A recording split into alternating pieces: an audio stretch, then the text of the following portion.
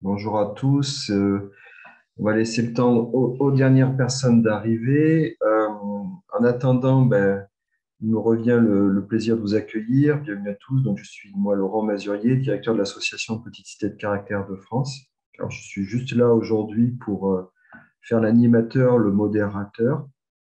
Et en attendant donc de commencer ce webinaire où on va parler de patrimoine, de Petite Cité de Caractère, de métiers d'art et d'Institut national des métiers d'art, vous rappelez quelques petites règles par rapport à ce format webinaire dans lequel nous sommes.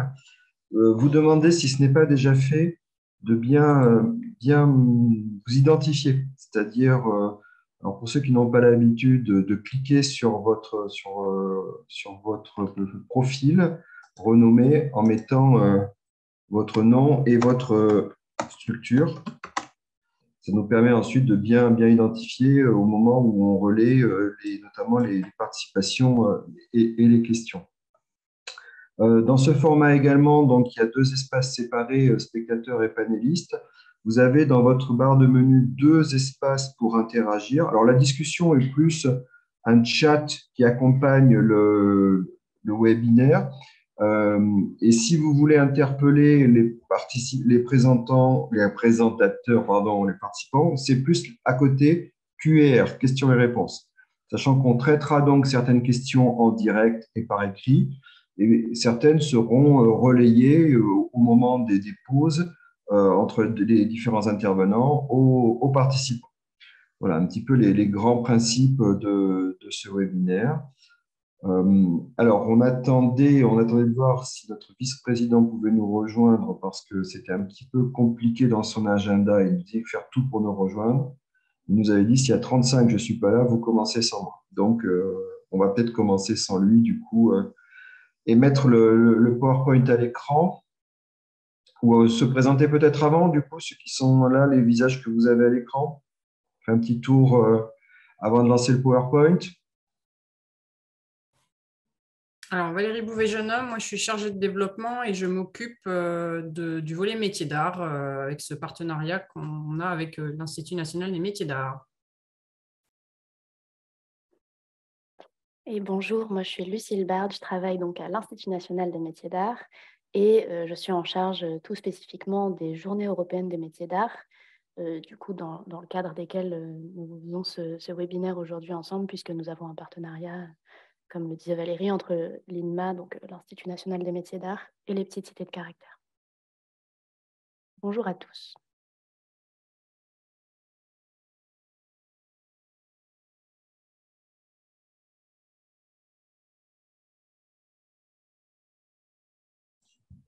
Bon, mais du coup, je vais vous faire un petit peu l'introduction de ce webinaire. Euh, Apparemment, la discussion est désactivée, on me dit dans l'oreillette. Vous regardez ça un petit peu pour ce qui se passe. Alors, métier d'art et petite cité de caractère, c'est une histoire qui est relativement ancienne puisque l'intégration de tout ce qui relève des métiers d'art dans le projet des petites cités de caractère a toujours été dans notre charte depuis de très nombreuses années.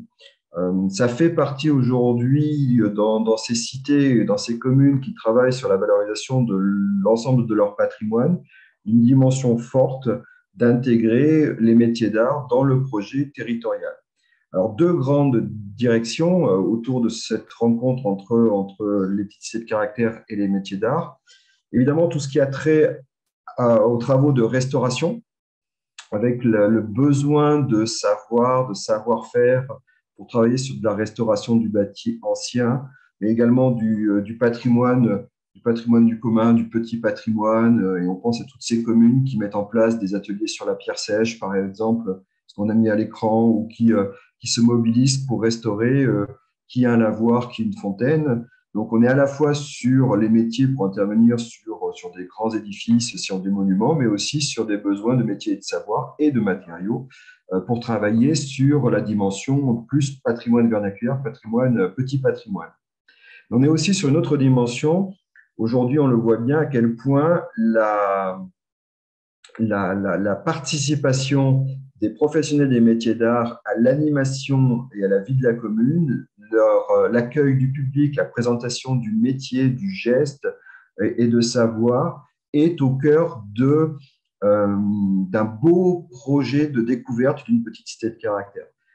Un visiteur aujourd'hui qui vient découvrir une cité historique appréciera de rencontrer les habitants, qu'on lui raconte l'histoire de la cité, de découvrir des gestes et des métiers, de manger à une bonne table pour découvrir des productions locales, etc., etc. Donc ces deux dimensions, à la fois dans la valorisation du patrimoine et dans l'animation des cités, sont vraiment les points de rencontre, les premiers points de rencontre entre les métiers d'art et les petites cités de caractère.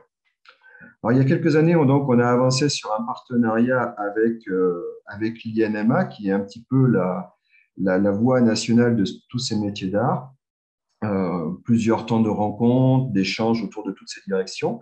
Et en 2017, donc, on a formalisé une convention cadre Petite Cité de Caractère de France, Institut national des métiers d'art, avec la volonté d'avancer ensemble, notamment autour de plusieurs objectifs dans plusieurs directions. Tout ce qui a trait à la mise en réseau des compétences, des expertises dans la valorisation des patrimoines matériels et immatériels, à continuité un petit peu de ce que je vous ai présenté juste avant. De travailler aussi à l'accompagnement des petites cités de caractère qui souhaitent, dans le cadre de leur projet de valorisation de la cité, de la revitalisation économique, accueillir des professionnels des métiers d'art. Donc, faire partager l'ingénierie spécifique qu'a développé l'INMA sur accueillir un professionnel métier d'art dans sa commune, mode d'emploi. Valoriser les métiers d'art dans le cadre des programmes touristiques. Je vous disais, c'est aujourd'hui une des composantes d'une belle destination touristique et de ce que recherchent les visiteurs qui sont sensibles au patrimoine. Et puis, et ça va évidemment nous faire la transition avec un peu l'objet du jour de ce webinaire, soutenir et encourager les collaborations locales, notamment à travers les journées européennes des métiers d'art. Juste parenthèse pour vous dire, nous, la place que l'on donne aux métiers d'art dans notre charte, justement en matière de traits partagés pour l'ensemble des petites cités de caractère. Donc, les petites cités de caractère fonctionnent avec une charte de qualité qui est commune pour l'ensemble du réseau et qui sont les directions que prennent les communes dans le cadre de leur projet de développement territorial, revitalisation économique à partir du patrimoine. Il y a un article qui est spécifique et qui est exprimé ainsi: favoriser l'accueil des métiers d'art par l'installation d'artistes et d'artisans d'art et ou l'accueil en résidence dont la production sera accessible au public. Donc, cette dimension également de rencontre est aussi importante au moment où on travaille sur l'accueil de professionnels de métiers d'art. 3 autres articles, justement, sont connectés avec les professionnels de métiers d'art autour de l'idée d'organiser, favoriser une manifestation commerciale et artisanale présentant des productions locales ou régionales. Et beaucoup de nos communes organisent des manifestations thématisées métiers d'art. Organiser ou favoriser la mise en place d'au moins une manifestation annuelle et culturelle et festive, favorisant les patrimoines matériels et immatériels de la cité. Et c'est là que les professionnels présents sur les territoires sont souvent des ressources aussi avec cette dimension plus culturelle et festive. Et puis, et ça va faire la transition avec le sujet du jour, relayer quelques manifestations sur lesquelles nous, on s'est posé en partenaire en tant que réseau, comme les Journées européennes du patrimoine et les Journées européennes des métiers d'art. Voilà, donc on glisse comme ça doucement, mais sûrement vers le thème du jour, qui était l'organisation justement d'une manifestation dans le cadre des Journées européennes des métiers d'art.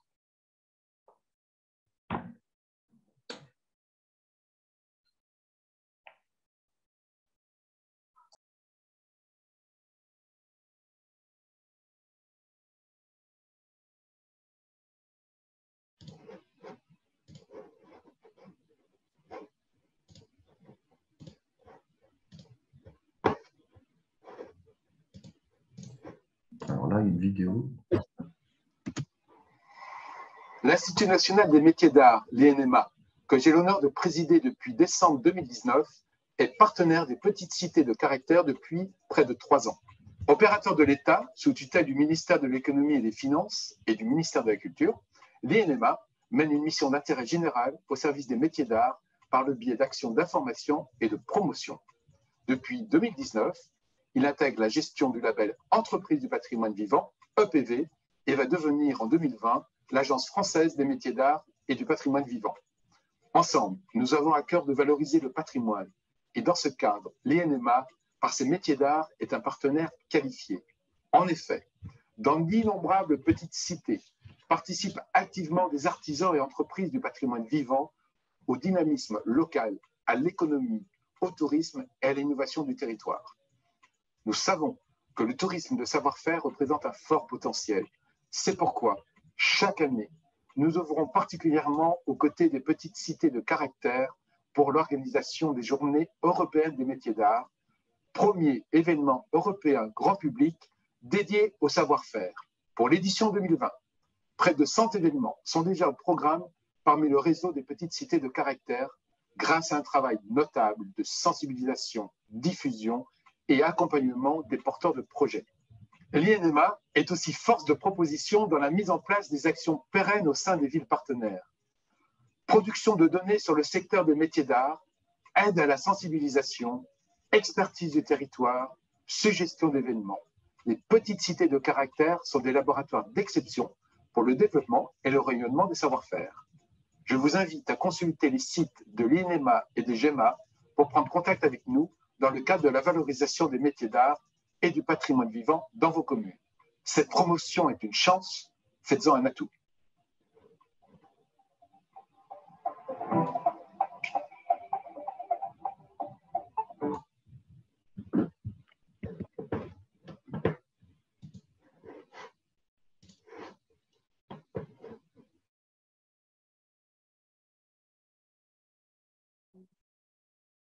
Oui. Alors, voilà, donc vous avez vu le président de l'Institut national des métiers d'art, Luc Le Sénécal. Petite précision, on devait changer de nom en 2020, mais pour des raisons compliquées, ça n'a pas été le cas, mais ce sera peut-être le cas l'année prochaine. C'est un détail, mais voilà, comme je voulais apporter cette précision. Donc, pour ma part, je vais vous expliquer, je vais revenir un petit peu sur les métiers d'art et l'Institut national des métiers d'art, et puis je vous expliquerai ce que sont précisément les Journées européennes des métiers d'art. N'hésitez pas à poser des questions si je vais trop vite ou si je ne suis pas claire. C'est tout à fait possible, donc n'hésitez pas, c'est le chat questions-réponses est là pour ça. Donc l'INMA, comme la vidéo de présentation de Luc le disait, c'est une association qui est reconnue d'utilité publique, qui a été fondée en 1889 et qui a changé de nom plusieurs fois, jusqu'à s'appeler aujourd'hui l'INMA. Donc on a une mission de soutien aux métiers d'art et au patrimoine vivant, et pour cela, on développe différentes actions. Donc on a un peu moins d'une trentaine de personnes qui travaillent ici. Et donc, moi, par exemple, je m'occupe des Journées européennes des métiers d'art, qui est un événement culturel, mais on a également des pôles qui s'occupent plus du côté économique ou de la recherche sur le secteur, de la formation, des actions auprès des jeunes publics, etc.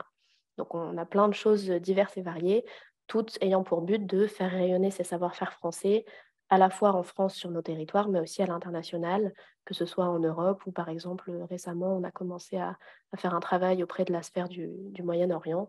Voilà, c'est des choses qu'on développe. Comme la vidéo le précisait, nous avons la gestion du label EPV, Entreprise du patrimoine vivant, depuis 2019.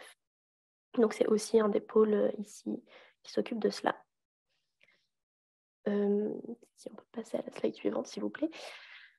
Du coup, l'INMA a 5 missions générales qui sont un peu les grands axes de réflexion que nous portons, enfin de politique en tout cas.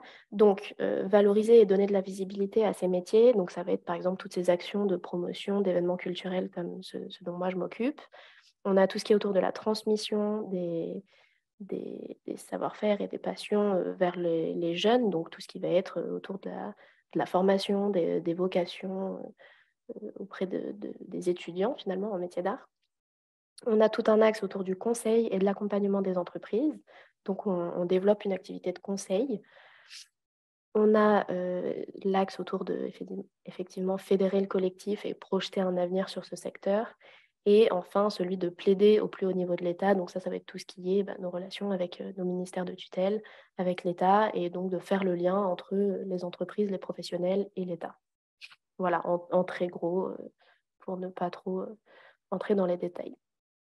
Les métiers d'art en France et le patrimoine vivant, je voulais vous redonner quelques chiffres, parce que vous n'êtes peut-être pas tous à l'aise avec ce sujet, ou en tout cas, vous ne connaissez peut-être pas très bien le secteur. Donc, ce sont au moins 60 000 entreprises qui regroupe 160 000 professionnels. On peut avoir des statuts différents, donc ça peut aller de l'auto-entrepreneur qui va être tout seul à des entreprises qui vont avoir plus de 100 salariés.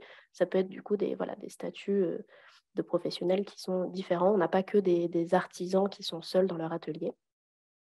Et c'est quand même un secteur qui est pas seulement culturel autour du patrimoine que ça représente, mais aussi économique, puisque c'est un secteur qui représente 19 milliards de chiffre d'affaires cumulé par an. Donc c'est quand même, il faut prendre en compte cette double dimension qui est à la fois culturelle et économique. Voilà, et donc les entreprises, comme je l'ai mis ici, sont de toute taille. On a des toutes petites et des bien plus grosses. Donc ça va être une des difficultés qui rend le secteur un peu complexe, puisqu'on a une grande diversité de tailles et de statuts d'entreprise, ce qui fait que parfois, au niveau, par exemple, des codes et des classifications, les choses ne sont pas forcément très aisées, mais voilà, c'est un secteur qui est complexe et riche à la fois, et donc c'est très intéressant aussi de voir un peu les différences et les choses communes entre chacun. Pour passer donc à la slide suivante, qu'est-ce qu'un métier d'art précisément pour vous expliquer un peu plus en détail? Les métiers d'art, ils sont définis par un arrêté qui est paru en 2015 et qui recense donc tous les métiers qui sont au nombre de 281 précisément. C'est un grand nombre, comme je disais, c'est un secteur qui est riche et varié parce qu'il y a des choses qui sont vraiment très différentes dans des secteurs qui vont du textile au bois, du papier à l'ameublement ou au patrimoine bâti. On a des choses qui ont vraiment presque aucun rapport les unes entre les autres, les unes aux autres, si ce n'est que finalement toutes ces activités sont, comme je vous ai remis là la définition, sont des activités de production, de création qui vont transformer la matière par des savoir-faire qui sont spécifiques et qui sont des savoir-faire professionnels. Ce n'est pas des choses que l'on fait chez soi. Il faut vraiment séparer l'idée de l'artisanat d'art et du DIY fait main à la maison. Là, on est vraiment sur des savoir-faire professionnels et donc qui, en transformant la matière, créent une production qui a un apport artistique et qui est pérenne dans le temps. Ça, c'est aussi une notion qui est importante, l'idée de pérennité, puisque souvent, ça nous permet aussi de dire pourquoi tel ou tel métier est ou n'est pas métier d'art. Je pense à un exemple qui est assez simple, mais par exemple, souvent on nous demande pourquoi le métier de parfumeur n'est pas, ou de nez par exemple, n'est pas métier d'art. Et en fait, c'est parce que le parfum n'est pas un objet pérenne dans le temps. Par contre, tout le travail autour du flaconnage, autour du verre, ça oui. Mais voilà, il y a des choses comme ça qui sont des petites nuances, mais qu'il faut voir par cette définition donc de production, de création en transformant une matière avec un savoir-faire pour faire un objet pérenne. Voilà, c'est en très schématisé, mais ça vous donne une bonne idée. Et donc, je vous ai remis ici le lien de la liste des métiers d'art qui est sur notre site, sur le site de l'Institut national des métiers d'art, et qui est, alors vous avez donc des fiches métiers directement sur le site avec des explications, des photos, les formations, etc., qui vont avec chaque métier, mais aussi donc vous pouvez retrouver la liste en PDF et je vous enjoins vraiment à utiliser cette liste, à vous y référer si vous avez des doutes, si vous avez des exemples en tête et vous vous demandez si c'est métier d'art ou pas. Il peut y avoir sûrement dans vos communes des artisans qui sont déjà installés. Et si vous ne savez pas si on peut les considérer comme métier d'art ou pas, vraiment, allez voir cette liste. C'est l'outil numéro 1. Moi-même, j'en ai une sur mon bureau et je m'y réfère, si ce n'est tous les jours, au moins plusieurs fois par semaine. Donc voilà, ça c'est l'outil numéro 1 pour bien définir les métiers d'art. Les Journées européennes des métiers d'art, ensuite, comme je disais, donc c'est un des projets que nous développons et sur lequel en particulier moi je travaille.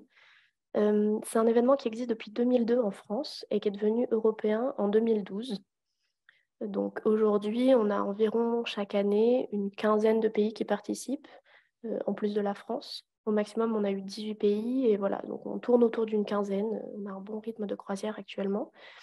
Et c'est un événement qui est bien démocratisé en France, puisque ça fait 20 ans maintenant qu'il existe. Et ça se passe tous les printemps. On essaye de viser le premier week-end d'avril. Donc à peu près tous les ans, les dates vont être sensiblement les mêmes. Cette année, on en reparlera, mais on sera du 27 mars au 2 avril. Et donc, l'idée, c'est de faire découvrir au grand public les métiers d'art et le patrimoine vivant via des portes ouvertes d'ateliers. Donc, l'idée, c'est qu'on invite plein de professionnels à faire des portes ouvertes, à proposer au public des initiations, des démonstrations, pourquoi pas, je ne sais pas, une prise de parole à deux voix avec un autre professionnel, une exposition, un marché, que sais-je. Ça peut être plein de choses comme ça. Mais donc l'idée, c'est vraiment cette idée d'ouverture au public parce qu'on est parti du constat que souvent, déjà le public connaît mal les métiers d'art, comme c'est un secteur qui est compliqué à cerner. On n'a pas forcément en tête tous les tenants et aboutissants, tous les métiers. Et donc, on ne va pas forcément passer la porte finalement de l'atelier quand on connaît mal et qu'on n'est pas forcément à l'aise, d'autant plus que souvent les ateliers ne sont pas forcément accessibles. Il y a des métiers où on manipule des matières précieuses ou des objets coupants en fonction du matériel. C'est vrai qu'on est plus ou moins sur quelque chose d'accessible. Donc, l'idée, c'est vraiment de dire aux gens, eh bien, venez découvrir ces métiers, entrez dans les ateliers où vous n'entrez pas d'habitude, et puis finalement, découvrez aussi les professionnels qui sont près de chez vous et qui peuvent vous apprendre ce qu'eux, ils font au quotidien. Voilà, que dire d'autre? On a un thème chaque année pour faire de la communication et un visuel qui sera un poster différent tous les ans, comme tout événement culturel finalement. Et depuis l'année dernière, donc depuis l'édition de cette année de 2022, on met un pays européen et une région à l'honneur. Ça nous permet de mettre un focus également sur une région, sur un pays. Ça nous permet de faire un peu des choses différentes d'une année sur l'autre. Voilà, je reviendrai plus tard sur ce qui est prévu pour 2023.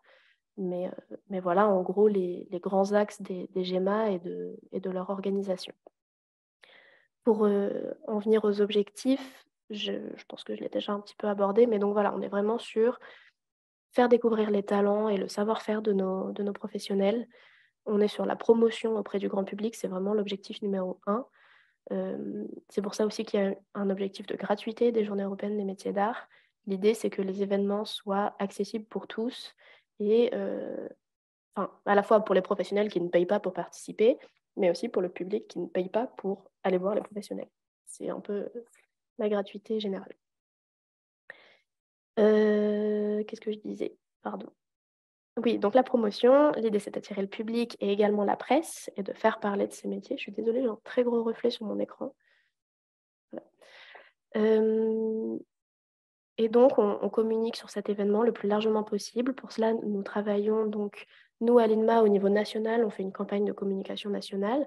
Et puis, nous travaillons avec des coordinateurs régionaux en région qui sont nos contacts sur place, nos interlocuteurs qui connaissent les professionnels de leur territoire et qui vont pouvoir nous aider à contacter telle ou telle personne, savoir si tel ébéniste est disponible ou plein de choses comme ça. Et donc, eux vont également aussi organiser des campagnes de communication sur leur région. Donc, on a ce double échelon afin vraiment d'avoir une couverture nationale et une couverture plus locale pour pouvoir cibler, par exemple, si on sait que dans telle ville, il y a un événement qui regroupe une dizaine de professionnels lors des GEMA, on va cibler une petite communication à cet endroit spécifiquement pour que le public du coin sache que dans telle municipalité, il peut aller voir tel événement.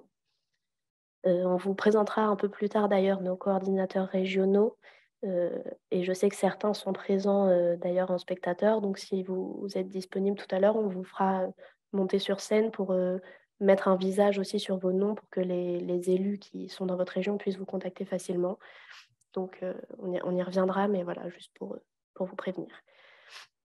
Voilà, donc les objectifs de cette année, c'est également de renforcer le travail européen, parce que comme je le disais, c'est de plus en plus stable et étendu, mais c'est toujours intéressant de développer de plus en plus, et à la fois de renforcer aussi tout ce qui est le maillage territorial, parce qu'il faut voir que les GEMA sont un événement extrêmement local. On fait des enquêtes tous les ans, on sait que le public ne se dépasse pas à plus de 30 km de chez lui. Lors des GEMA, on est vraiment sur un public qui vient des communes alentours, qui se déplace très peu, qui va près de chez lui, ce qui est finalement assez logique. Mais donc, pour vous et pour vos communes, c'est très intéressant aussi de voir que vous allez attirer les gens qui habitent près de votre commune ou dans votre commune. Et donc, ça va aussi favoriser un dynamisme de vos territoires. Voilà. Je pense que je l'ai déjà un peu évoqué, mais pour revenir sur le type de programmation qu'on va trouver lors des GEMA, donc ça peut être différents types d'événements. Initialement, on était vraiment parti sur des portes ouvertes d'ateliers de professionnels, avec donc les participants qui étaient des professionnels des métiers d'art et du patrimoine vivant. Petit à petit, on a développé cette programmation en proposant aussi, par exemple, des regroupements de professionnels. Donc, ça peut être une exposition à plusieurs, mais ça peut être aussi une exposition, par exemple, qui va être organisée par la ville ou par l'Office du tourisme, la mairie, euh, tel musée local, tel château. Ça peut être vraiment des manifestations collectives qui sont des gros regroupements. On va avoir des événements qui montent jusqu'à 100 professionnels regroupés au même endroit, par exemple, et donc qui attirent forcément plus de monde aussi en tant que public. Mais ça va être du coup différents types d'événements, mais c'est tout aussi intéressant d'avoir un petit atelier qui ouvre ou plusieurs petits ateliers si vous en avez, admettons, une dizaine au sein de votre commune. Ça peut être intéressant aussi d'imaginer un circuit entre les ateliers, par exemple. L'avantage des GEMA, c'est qu'on peut vraiment faire plein de choses et imaginer plein de choses. Donc, tout est libre finalement tant que vous avez un projet qui propose de découvrir les métiers d'art. Nous, derrière, il n'y a pas trop de raisons qu'on vous dise non. Donc ça peut être, comme je l'ai écrit là, des salons, des marchés, des cours d'initiation où on fait tester un petit peu, toucher la matière aux gens. Ça peut être aussi les enfants. Il y a les établissements de formation aussi qui participent, puisqu'on a de nombreux établissements de formation en métier d'art en France. Donc il peut y avoir des portes ouvertes pour présenter quelle formation ils proposent, pour faire rencontrer des élèves qui y sont actuellement et ce qu'ils y font. Et donc comme ça, un peu de faire finalement des temps d'orientation aussi pour des jeunes ou des gens qui voudraient reprendre une formation et se réorienter dans les métiers d'art. Et en dernier, le format des rendez-vous d'exception. Ça, c'est un format qui est un petit peu à part. On a développé en 2018 et en fait qui permet aussi d'ouvrir des lieux qui sont des lieux comment dire, de prestige, entre guillemets, mais qui vont être des grands noms que tout le monde connaît. Donc ça peut être le château local, une très grosse manufacture, un théâtre, un opéra qui va avoir des ateliers sur place de costumes, par exemple, ou de décors, ou de, que sais-je, de plumasserie, de chaussures. L'idée, c'est d'ouvrir des lieux donc de prestige qui ne sont habituellement pas du tout ou très peu ouverts au public. Et donc de dire c'est un rendez-vous exceptionnel puisqu'il n'arrive pas le reste du temps, contrairement à un atelier de professionnel où on peut aller passer une commande. Si je vais chez un maroquinier, je peux entrer, je peux lui commander un sac, je peux acheter un sac déjà fait. C'est tout à fait accessible. Alors que, par exemple, faire une visite dans les ateliers de restauration d'un musée, ça, en général, le public n'y a pas accès. Donc, ça va être sur un temps qui est plus exceptionnel et on va être sur des rendez-vous qui sont par 2-3 créneaux dans la semaine pour des petits groupes de 5 à 10 personnes. Enfin, voilà, c'est vraiment du sur-mesure sur chaque lieu. Mais donc ça peut être intéressant aussi parce que ça permet de faire participer au GEMA des grosses structures et de leur dire, ben, regardez, on vous met en avant aussi parce que la presse s'intéresse à ces rendez-vous-là et donc c'est un peu donnant-donnant aussi. Nous, ça nous intéresse que vous montriez les savoir-faire qui se déroulent derrière, finalement derrière vos portes, derrière les, enfin, dans les coulisses finalement. Et eux, ça les intéresse aussi de participer pour avoir cette visibilité. Et donc, finalement, ça attire beaucoup de presse de manière générale. Donc, ça fait bien parler des GEMA, du lieu où ça se passe, de la commune ou le secteur où ça se déroule. Donc ça peut être intéressant à réfléchir quand on a, oui, des châteaux, par exemple, qui ont de très beaux patrimoines en intérieur qui n'est pas accessible d'ordinaire, ou des lieux qui viennent d'être restaurés.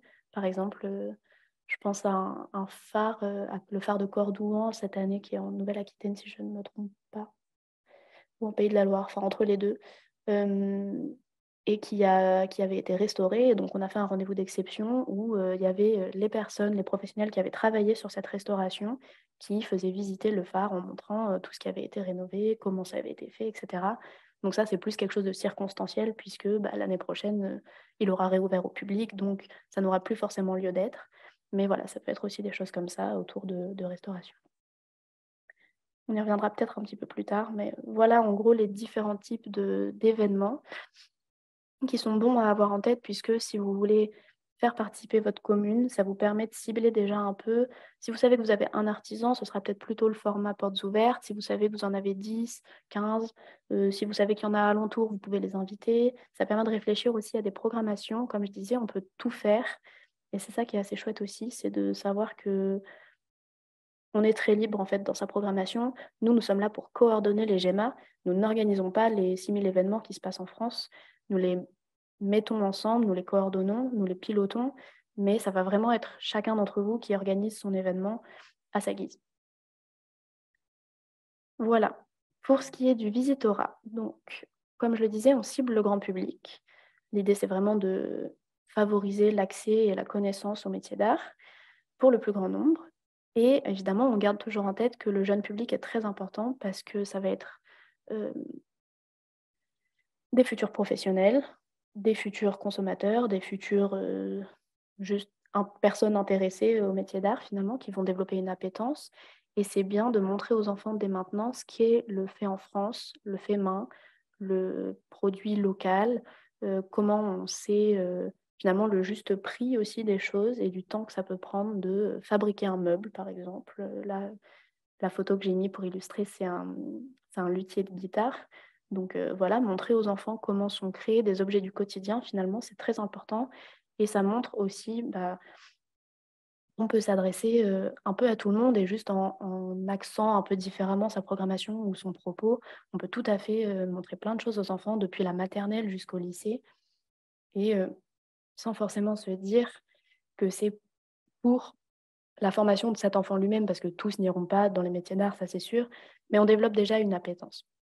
Donc nous, on travaille aussi avec les rectorats, avec des classes pour dire, voilà, faites un rendez-vous, il peut y avoir des choses faites pour les scolaires. C'est d'ailleurs pour ça que les GEMA se déroulent sur la semaine entière. En fait, au début, il y a un peu longtemps, les GEMA, c'était seulement sur 2 ou 3 jours et on a ouvert à la semaine pour qu'il y ait plus de temps accessible aux scolaires.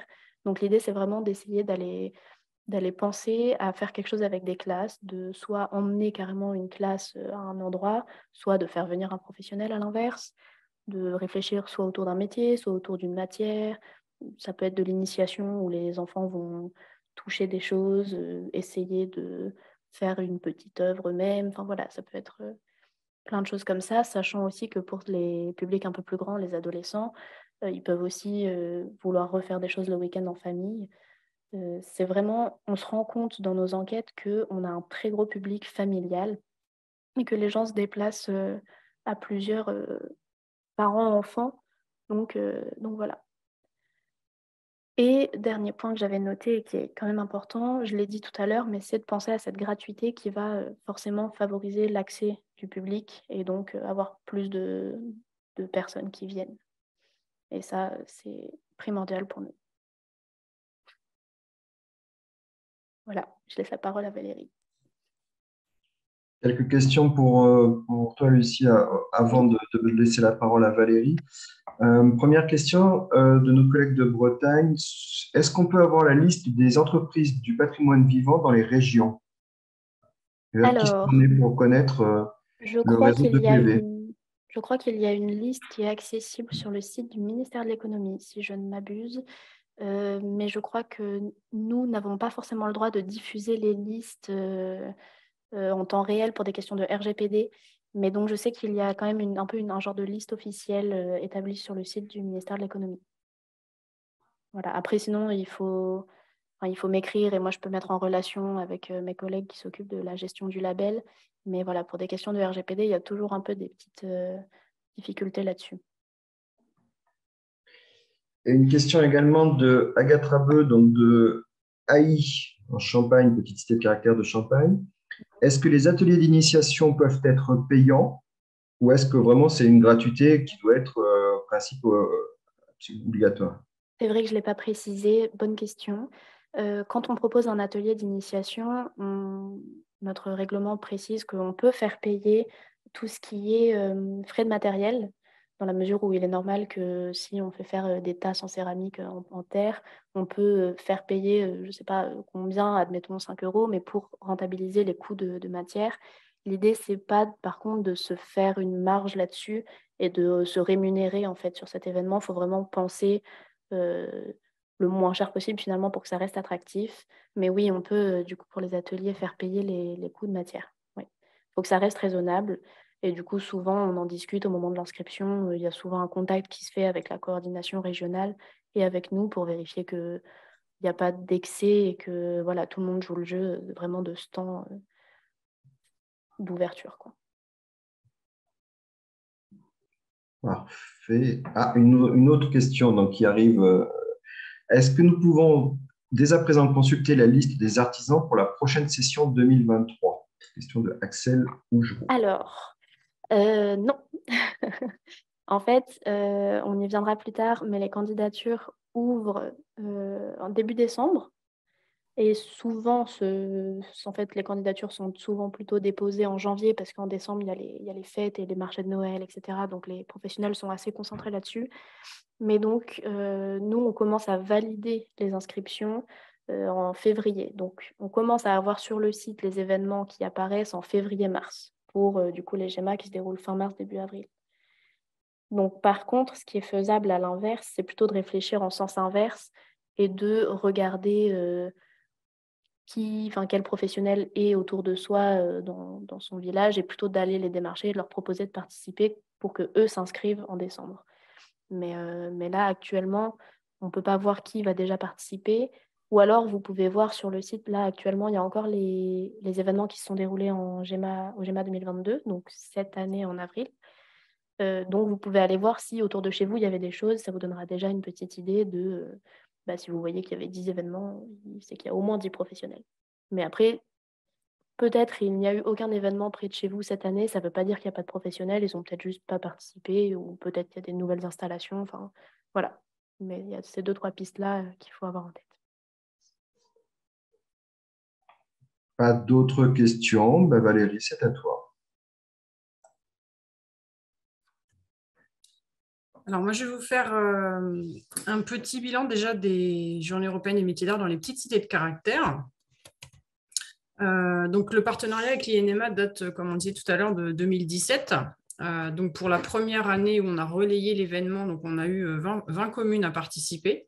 Et depuis, le nombre augmente chaque année aussi parce que notre réseau grandit et que bien évidemment, plus on a de communes dans notre réseau, plus potentiellement on a de communes à participer. Donc voilà, donc ce qu'il faut quand même noter, c'est que les communes sont toujours présentes sur cet événement-là. C'est un événement qui fonctionne très bien, qui pour nous est important parce qu'il marque aussi le début en fait, de la saison culturelle et touristique dans nos communes. Donc il y a eu 2 années avec l'épisode sanitaire qui a fait que les GEMA ont été annulés, mais on avait quand même un certain nombre d'événements qui étaient déjà annoncés. Donc, on a fait un bilan plus précis l'année dernière, hein, même si l'INMA en dresse un de son côté, mais nous, on a fait un cette année pour vraiment avoir un bilan précis de ce qui se faisait dans nos communes. Donc, en 2022, on a eu donc 50 communes participantes qui représentent au total plus de 70 événements. Donc, on vous a fait une petite cartographie pour vous montrer un petit peu dans quelle région les communes participent le plus et sur combien d'événements. Donc globalement, c'est représentatif aussi en fonction du nombre de communes qu'il y a dans nos réseaux, bien évidemment. Et puis ensuite, on a fait une répartition par animation, donc en nombre d'animations dans les communes. Donc voilà, donc, la région Bretagne et Pays de la Loire sont assez actifs sur ce volet-là notamment. Et aussi la région Grand Est qui, l'année dernière, avait coordonné avec la Chambre des métiers, donc toute une opération pour travailler avec les petites cités de caractère sur le programme 2022. En type de manifestation présent dans ces journées-là, donc on a essentiellement en fait des portes ouvertes. Et c'est vrai que moi j'insiste un peu sur ce volet-là puisque de mes discussions avec les différents élus, on s'aperçoit que ce qui est important aussi pour nos communes, c'est de faire vivre en fait les artisans qui sont présents dans les communes et du coup de les inciter à ouvrir leurs portes plutôt qu'à participer par exemple sur des salons dans des villes un peu plus grosses ailleurs. Voilà, donc l'objectif c'est aussi de les faire découvrir dans leur ville, aussi dans leur atelier surtout, et de les mobiliser pour que, voilà, qu'ils puissent rencontrer le public à ce moment-là. Donc, globalement, voilà, aujourd'hui, on a beaucoup d'ateliers qui ouvrent lors de ces journées, mais on a aussi d'autres manifestations qui se font, notamment sous la forme de regroupements d'artisans. Donc là, c'est des petits salons en général qui sont organisés dans les villes. Alors, bien évidemment, on sait que dans nos communes, certaines n'ont pas du tout d'artisans d'art. Et donc, elles vont favoriser justement ce côté regroupement d'artisans du secteur, pour voilà, permettre aussi d'organiser un événement sur cette thématique dans la commune. On a aussi beaucoup d'ateliers d'initiation et de stages, hein, puisque le côté transmission est aussi important. Donc, pas mal de communes qui finalement organisent des ateliers avec les scolaires, mais aussi des ateliers à destination des enfants. Les visites guidées sont importantes aussi. Donc, comme le disait Lucille tout à l'heure, ça peut être aussi un prétexte, en fait, par exemple, pour organiser une visite de ville autour des chantiers de restauration qui ont pu être réalisés dans la ville ou qui sont en cours de réalisation, mais aussi quelques communes qui font des visites guidées avec des arrêts dans les différents artisans d'art, enfin, dans les différents ateliers. Donc voilà, donc il y a plein de possibilités en fait. Comme disait Lucille tout à l'heure, en fait, l'idée c'est que le fil conducteur c'est les métiers d'art, mais ensuite on peut tout imaginer en termes d'animation dans les communes. Alors on vous a mis quelques exemples. Alors bien sûr ils sont nombreux, mais on a essayé d'en prendre un par région. Donc par exemple en Auvergne-Rhône-Alpes, donc la commune de Champey avait donc conçu une visite accompagnée d'un guide à partir de la rencontre d'artisans de la cité. Et du coup, ils avaient fédéré différentes associations locales autour de manifestations également. En Centre-Val de Loire, donc il y a l'atelier associatif de Levroux donc a organisé donc une visite thématique autour du parchemin. Voilà. Sur la région Grand Est, donc comme je disais tout à l'heure, sur la région Grand Est, il y a eu une coordination en 2022 de l'ensemble des petites cités de caractère. Donc, toutes n'ont pas participé, mais il y en a eu un certain nombre. Et donc là, l'exemple de Cormicy, donc, on a mis à l'honneur donc, les artisans du chantier de la rénovation de l'église et de l'hôtel de ville, qui permettait aussi une rencontre finalement entre les édifices patrimoniaux en cours de restauration ou restaurés et les artisans qui ont œuvré pour leur mise en valeur. En Pays de la Loire, donc un exemple d'ouverture d'atelier, donc en l'occurrence ici à Turcan, donc un atelier de création autour de l'émail. Voilà, donc qui a bien fonctionné aussi cette année. Et puis, quelques exemples aussi. Donc là, on parlait tout à l'heure d'animation enfant. Donc, à Plombières-les-Bains, donc, il y a eu un petit parcours ludique pour les enfants sous la forme d'un jeu de piste où les enfants devaient aller récupérer en fait, des petits morceaux de matière à collectionner sur ce petit document, donc à travers la ville à l'aide d'un plan. Donc ça, c'est assez intéressant parce que ça les éveille aussi aux différentes matières, pierres, bois, etc. Et ça leur permet voilà, de découvrir la ville à travers aussi ces matériaux. Un autre Zoom, donc c'était le seul, je crois, rendez-vous d'exception dans les petites cités de caractère en 2022, donc au château de Quintin, où le restaurateur de tableaux était là pour présenter son métier, mais aussi ses outils et son savoir-faire devant, là encore, les œuvres qui sont en cours de restauration dans le château. Et les rendez-vous d'exception, c'est aussi ça, c'est des sites exceptionnels, mais c'est aussi la rencontre en fait entre l'artisan et l'œuvre qu'il a restaurée ou qu'il restaure. Alors 2022, donc je l'ai déjà un petit peu dit, mais on a des réseaux petites cités de caractère en région qui se sont aussi mobilisés. Donc en Grand Est, on l'a déjà dit, donc une coordination qui s'est faite donc, entre le réseau petites cités de caractère et la Chambre des métiers. Avec voilà, la présence de pas mal de petites cités de caractère finalement, donc une dizaine de petites cités de caractère qui ont participé.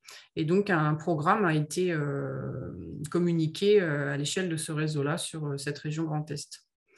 On a aussi un réseau qui se mobilise depuis cette année, c'est le réseau Pays de la Loire, donc avec ici, pas forcément une coordination, mais en tout cas un début de communication sur les journées européennes des métiers d'art dans les petits cités de caractère des Pays de la Loire, donc à travers l'édition de ce document qui était numérique.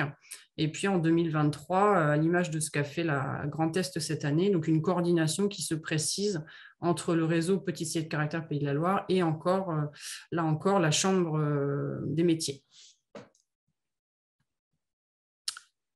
Alors, pour rentrer plus précisément dans l'édition prochaine, donc on va vous présenter avec Lucille à la fois la thématique, mais aussi la façon de candidater, puisque, comme on le disait tout à l'heure, les Journées européennes des métiers d'art, c'est une candidature, contrairement à ce qui se faisait précédemment, donc aussi pour veiller à la qualité des événements, notamment sur le volet des artisans d'art, pour veiller à la qualité enfin pas à la qualité, mais en tout cas au fait que les artisans qui participent sont vraiment des professionnels métiers d'art reconnus.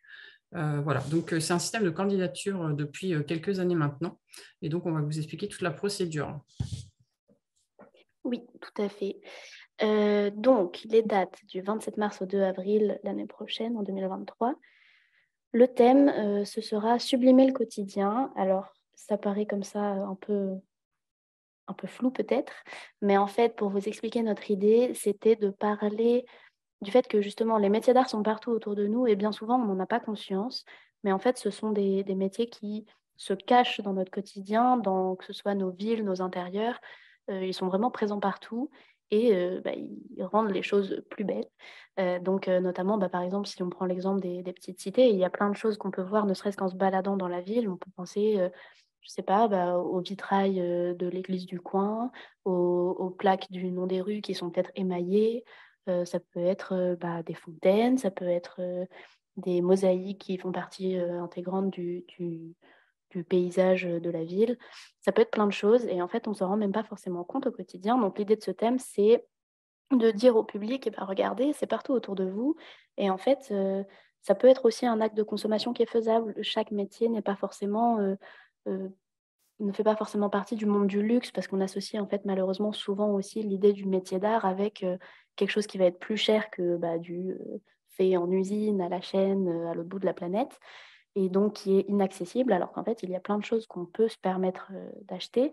Ça peut être des petits actes de consommation qui vont être peut-être moins réguliers, mais en tout cas qui vont être plus pensés, qui vont être pour acheter local, acheter quelque chose de plus éco-responsable aussi. Et par exemple, on peut tout à fait s'acheter une tasse faite par un céramiste local, pardon. C'est vraiment des choses qui sont abordables. Voilà, donc il faut un peu repenser tout ça. Et donc, notre idée de thème, c'est vraiment ça, c'est de montrer qu'on est entouré des métiers d'art et qu'ils subliment notre quotidien. Donc, pour cela, nous mettons cette année la Nouvelle-Aquitaine et l'Espagne à l'honneur. C'est une région qui est frontalière, donc qui a des liens très forts, puisqu'en plus, il y a une eurorégion qui s'étend entre la Nouvelle-Aquitaine et les régions d'Espagne qui sont la Navarre, l'Aragon et l'Euskadi, pour ceux qui sont forts en géographie espagnole. Donc voilà, donc il y a des liens qui sont assez forts et ça me paraissait intéressant de mettre en regard ces deux territoires. Et donc, ça prendra forme de différentes choses, mais voilà, il y aura dans la communication, en tout cas, des temps forts et des actions faites pour valoriser cela. L'identité visuelle, comme je le disais tout à l'heure, elle change chaque année. Donc là, elle est en train d'être faite par notre super graphiste. Et on attend ces propositions-là à l'automne. Donc on devrait avoir un visuel qui sera prêt en novembre, qui sera d'abord prêt pour tout ce qui est réseaux sociaux, tout ce qui est vraiment visuel nu. Et on aura l'affiche avec les logos des partenaires, etc., un peu plus tard, sûrement début janvier. Et donc, en fait, pour information, pour ceux qui ne participent pas déjà, qui ne connaissent pas, on a toujours une affiche qui est l'affiche nationale et une déclinaison de cette affiche qui va être personnalisable. Et donc, par exemple, pour les communes, pour les mairies, pour les gros événements qui ont des personnes à la communication, il est possible de prendre cette affiche, enfin même pour les professionnels en fait, mais il faut juste avoir les outils et savoir un peu comment faire. Mais il est possible de prendre cette affiche et de la personnaliser en mettant le nom de son événement à soi, par exemple, si c'est exposition à la mairie à tel endroit. Voilà, on peut personnaliser l'affiche, ajouter son nom d'événement, peut-être l'adresse, peut-être la date, quelque chose comme ça. Mais donc tout en ayant le visuel qui est le visuel qui sera partout en France et en Europe. Donc ça permet d'avoir un événement qui a une communication lisse, qui est identifiable parce qu'il va y avoir la même affiche partout, on reconnaît le visuel, et à la fois on peut personnaliser pour que le public local sache où se diriger et soit tout de suite orienté vers la manifestation du coin, les ateliers du centre-ville de telle ville, voilà. Et comme je le disais tout à l'heure, je crois, je ne l'ai peut-être pas dit d'ailleurs, mais on est en train de refondre notre site. Donc pour l'instant, le site de 2022 est toujours en ligne. C'est pour ça que je disais, vous pouvez aller voir ce qui se déroulait en 2022, ça vous donnera bien des exemples et voir ce qui est près de chez vous aussi. Mais on est en train de refondre le site pour 2023 et donc il devrait être prêt début décembre pour les inscriptions qui commencent début décembre. Voilà. Et je ferai d'ailleurs sûrement un webinaire pour les professionnels début décembre pour expliquer comment la nouvelle inscription va fonctionner. Elle ne devrait pas être trop différente, mais il y aura peut-être quelques différences, en tout cas avec l'ancien système. Donc voilà, je referai un webinaire un peu plus ciblé inscription et nouveau site début décembre. On va faire une petite pause, juste le temps de poser les quelques questions qui sont apparues entre-temps. Laurent, je te laisse les communiquer.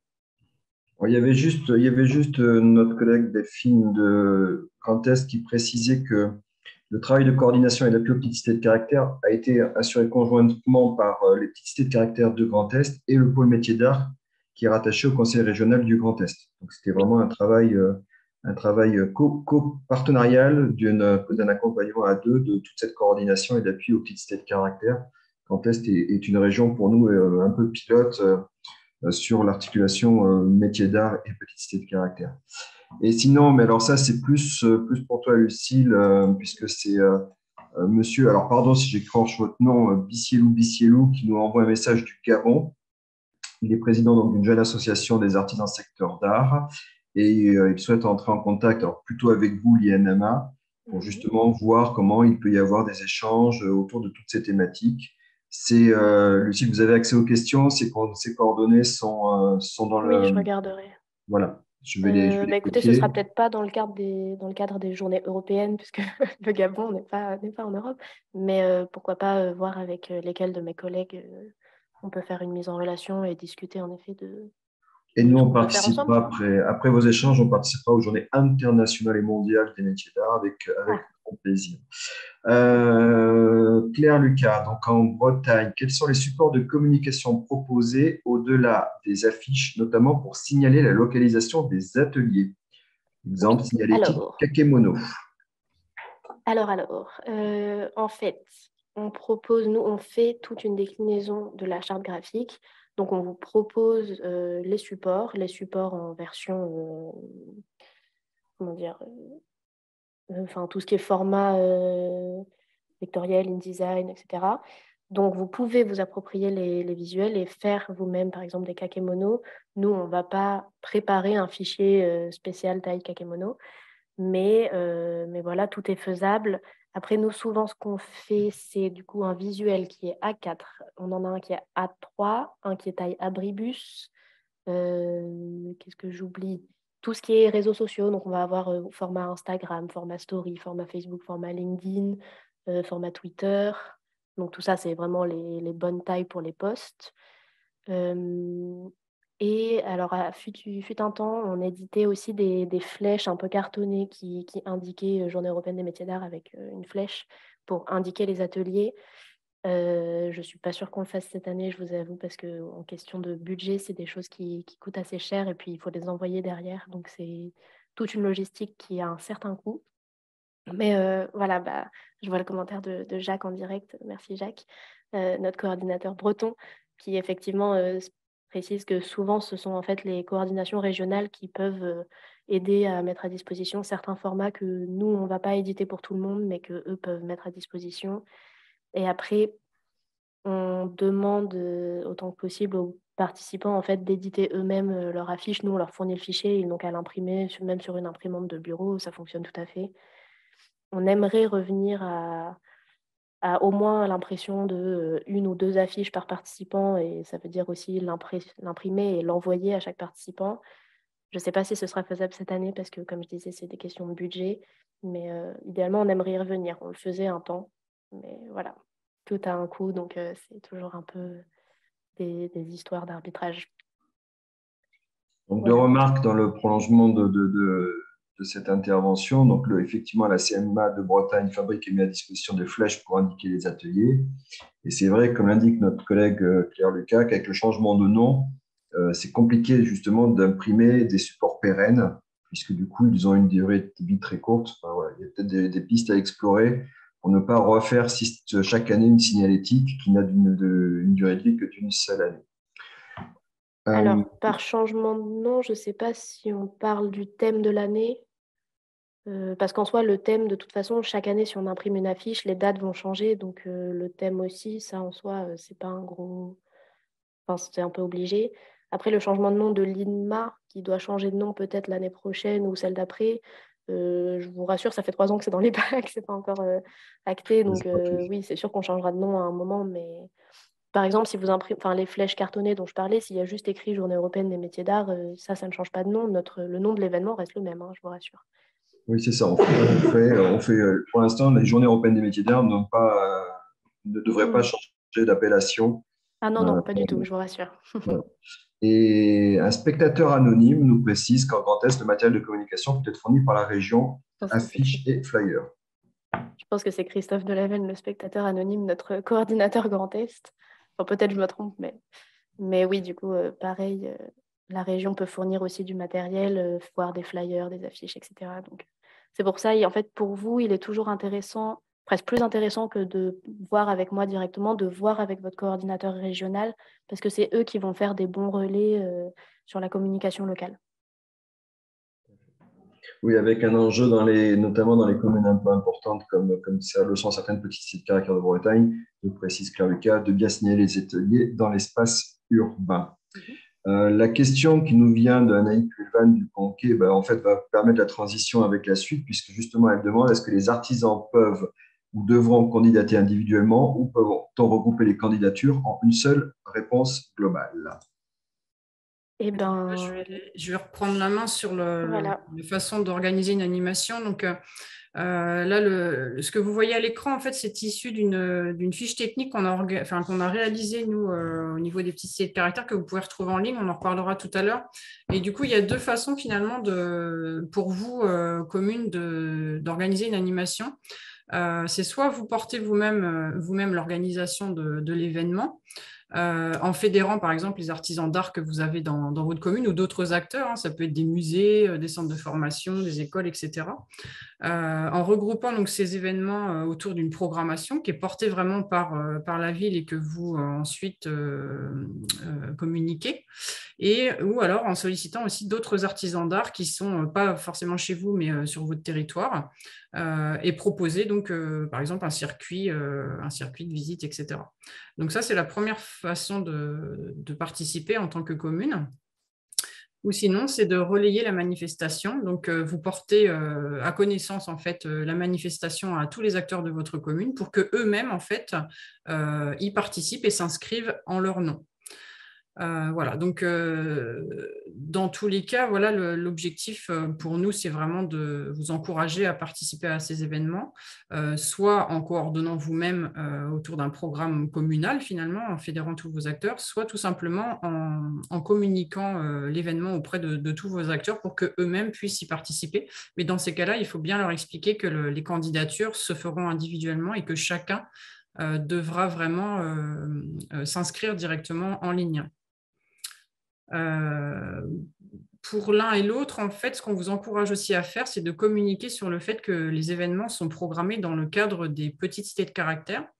Avec l'INMA, en fait, on avait travaillé dès le départ avec leur formulaire d'inscription pour qu'on puisse renseigner, quand vous vous inscrivez, le fait que vous appartenez au réseau Petite Cité de Caractère.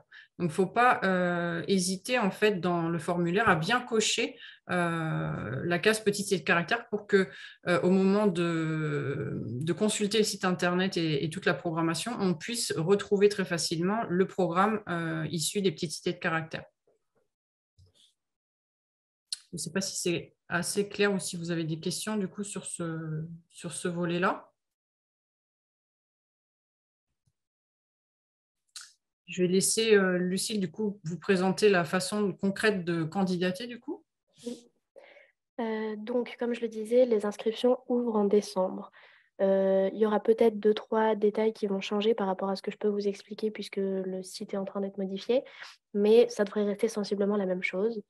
Donc, en fait, ce qui se passe, comme disait Valérie, c'est que c'est une candidature, vous n'êtes pas inscrit d'office. Ensuite, c'est les coordinations régionales qui présélectionnent votre candidature. Et nous, ensuite, à l'INMA, qui repassons pour faire une sélection nationale. Et donc, une fois que nous, on valide au dernier niveau, c'est tout bon, vous êtes inscrit, vous êtes en ligne sur le site, vous pouvez avoir la charte graphique, faire vos affiches, communiquer, etc., etc. Tout ça, ça prend forcément un peu de temps, mais ça permet vraiment de vérifier qu'on n'a vraiment que des personnes qui sont des professionnels des métiers d'art qui vont participer, parce qu'on a toujours 2-3 petits filous qui se glissent. Euh, et voilà, de faire de manière générale quelque chose d'homogène et de qualité. Vous avez dès à présent le règlement que j'ai édité qui est en ligne sur le site des GEMA. Donc vous avez le lien là dans l'onglet à propos des GEMA, vous pouvez le trouver très facilement.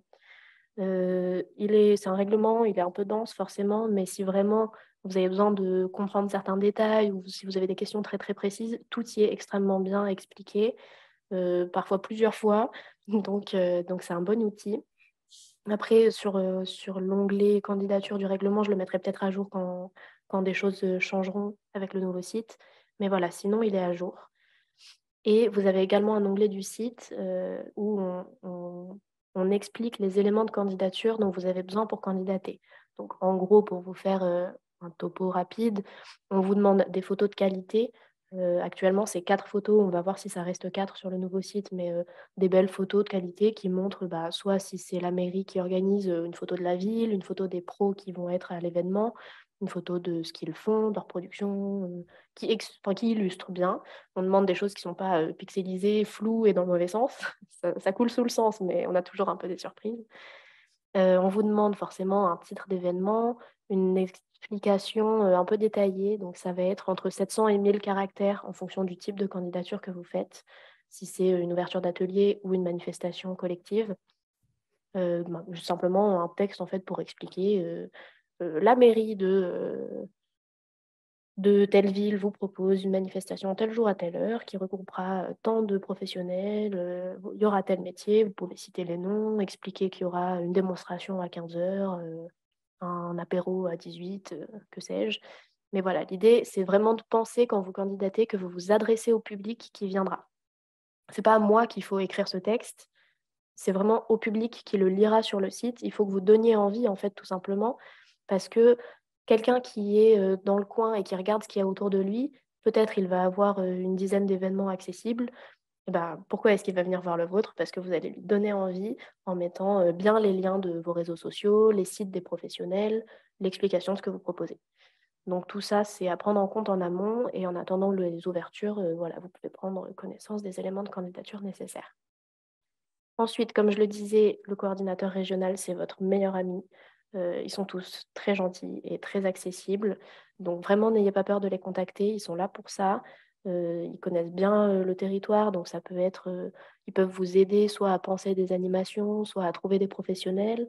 À l'inverse, parfois, ils aident des professionnels à trouver des manifestations qui ne sont pas loin.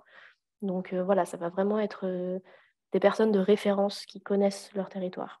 Moi, je ne saurais pas vous dire spécifiquement qu'à tel endroit, il va y avoir un ébéniste qui peut accueillir telle autre personne parce qu'il a un grand atelier, par exemple. Mais eux, ils le savent. Donc, on n'hésite pas et on retrouve donc les coordonnées de tout le monde. On vous les a mises ici, mais au besoin, elles sont sur le site des GEMA dans l'onglet En région. Et voilà, comme disait Valérie, aussi pensez bien à préciser que vous êtes dans le réseau Petite Cité de Caractère, parce qu'ensuite, nous, ça nous permet de faire comme des playlists un petit peu, et de faire la playlist Petite Cité de Caractère qui participe au GEMA. Et donc, comme ça, on peut bien communiquer sur votre événement. Ça vous apporte encore plus de com finalement, parce que les GEMA vont parler des événements Petites Cités de Caractère qui sont organisés. Les Petites Cités de Caractère vont parler des communes qui participent au GEMA. Et tout ça se retrouve dans des newsletters, des posts réseaux sociaux des différents côtés. Donc, c'est que de la com à prendre pour vous. Donc, vraiment, pensez à bien vous inscrire dans cette dynamique générale. Voilà, je pense que j'ai fait le tour. Il y a déjà quelques questions. On les fait maintenant, Laurent ou... Ton micro. Avec le micro, ça va aller mieux. Il y avait une question de M. Rouanel, Eric Rouanel. Est-ce qu'une communauté de communes peut porter un événement? Bien sûr, pas de problème. Ça peut être, en fait, un porteur d'événements peut vraiment être, ça peut être autant un professionnel qui en invite d'autres qu'un musée, une commune, une communauté de communes. Parfois, c'est même, par exemple, la chambre de métier et de l'artisanat qui organise une manifestation. Ça peut être la région. Enfin, c'est qui veut organiser peut, en fait. Tant que les personnes qui participent sont des pros, après, pour moi, l'organisateur, finalement, n'a pas d'impact sur la manifestation derrière. Donc, pas de souci, au contraire. Roger Bataille donc, nous a rejoint. Roger, maire d'Herville-Châtel dans l'Aube, président des petites cités de caractère du Grand Est, vice-président des petites cités de caractère de France. Roger, si vous avez un peu de temps, vous ferez le propos conclusif. Si vous m'entendez. Ah, dans 10 minutes. OK. On lui laissera le soin de conclure alors ce webinaire. Et je n'ai pas d'autres questions à vous partager avec vous pour l'instant. Très bien. J'enchaîne. Du coup, j'en ai parlé tout à l'heure des rendez-vous d'exception. J'ai expliqué un peu le principe. Je préciserai juste ici que c'est le seul événement où vous ne passerez pas par les coordinateurs régionaux, justement. En fait, les rendez-vous d'exception, comme il y en a peu, cette année, on en a eu 70 sur les 6000 événements en France, pour vous donner une idée. On les traite directement, nous, à l'INMA. Ça nous permet d'avoir une vision d'ensemble et de voir en direct avec chaque événement, sa programmation, etc., sa communication. Donc, si vous avez des idées de rendez-vous d'exception, comme je l'expliquais, dans des lieux vraiment quasiment jamais ouverts au public, qui sont un peu de prestige, un peu exceptionnels, etc., vous n'hésitez pas, vous pouvez m'écrire, je pense qu'il y aura mon mail à la fin. Moi, je vous transférerai en interne à la personne qui s'en occupe. De la même manière, si vous avez des incertitudes sur est-ce que ça peut qualifier comme rendez-vous d'exception, vous pouvez nous écrire et on vous répond sans problème. Mais vous pouvez aussi regarder ce qui s'est tenu en 2022 comme rendez-vous d'exception. C'est des inscriptions qui sont différenciées sur le site parce qu'elles sont rouges. Donc, vous les voyez facilement quand vous allez dans le programme. Ça vous permet de vous rendre compte du type d'événement précisément avec tous les exemples. Mais voilà. Donc tout ça, là où on vous a mis le numéro de téléphone, mais c'est le standard de l'INMA, il peut être plus simple de m'écrire directement un mail et puis moi je transfère en interne. Voilà. Et le calendrier, je pense qu'on l'a assez dit début décembre, les candidatures. Je n'ai pas encore la date exacte due à la refonte du site, mais en théorie, c'est autour du 1er décembre si tout se passe bien.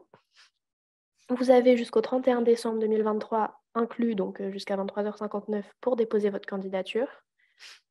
Et ensuite, je n'ai pas mis la présélection, mais les coordinations régionales ont jusqu'au 14 février de mémoire pour présélectionner et nous, à l'INMA, jusqu'au 28 pour faire la réponse définitive.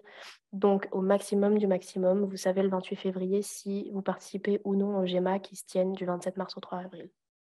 Ça vous laisse au moins un mois pour communiquer, voire plus si vous me mettez votre candidature début décembre et qu'on la traite tout de suite et qu'on la valide tout de suite, peut-être début janvier, vous savez, vous avez votre com qui peut partir, etc. Donc, en fait, pour vous, le plus tôt vous candidatez, le plus tôt vous aurez une réponse parce que nous, ça peut prendre un certain temps, des fois, il se trouve que certaines candidatures prennent plus de temps que d'autres parce qu'on a besoin de vérifier plus de choses. Si vous avez de nombreux professionnels qui sont rattachés à la candidature, nous, on vérifie chaque professionnel que chacun soit bien métier d'art. Donc ça demande un peu de temps. Voilà. Parce que je ne l'ai pas précisé tout à l'heure, mais si vous faites une manifestation collective, on vous demande de rattacher, entre guillemets, à la candidature chaque personne. Donc si vous avez 100 professionnels sur votre manifestation, il va y avoir 100 petites lignes en bas où il faudra renseigner le nom du pro, son métier, une photo, un mail, un réseau social. Donc, ça fait une fiche à la fin sur le site qui est très claire pour le public et où on va vraiment savoir qui on peut aller voir. Mais ça vous demande un peu de temps aussi. Donc, c'est à prendre en compte dans les candidatures. Voilà. Et c'est un point, si je puis me permettre d'intervenir à ce stade. Nous, on voit le cas, par exemple, de communes petites cités de caractère dans lesquelles il y a des manifestations organisées par des professionnels, mais qui passent sous les radars parce que personne, notamment à la commune ou à l'office de tourisme, ne pense à les inscrire en tant que manifestation dans une petite cité de caractère. Donc c'est pour ça, à un moment, qu'il y a besoin d'une veille sur ce qui se passe dans la commune au GEMA. Ce n'est pas forcément organisé par la commune, la collectivité, l'office de tourisme ou la communauté de communes, mais qu'à un moment, quelqu'un puisse dire, bah, dans ma commune, il se passe ça, et quelque part, je le signale pour que ça apparaisse dans la base de données en tant que petite cité de caractère. Puis le plus on relaye et le plus il va y avoir du public. Donc pour vos professionnels comme pour votre ville, c'est intéressant de ne serait-ce que imprimer 3 affiches à l'office du tourisme et les mettre en vitrine ou ce genre de choses. Tout ça, le moindre petit relais vraiment a un impact sur le public qui viendra le jour J. C'est vrai.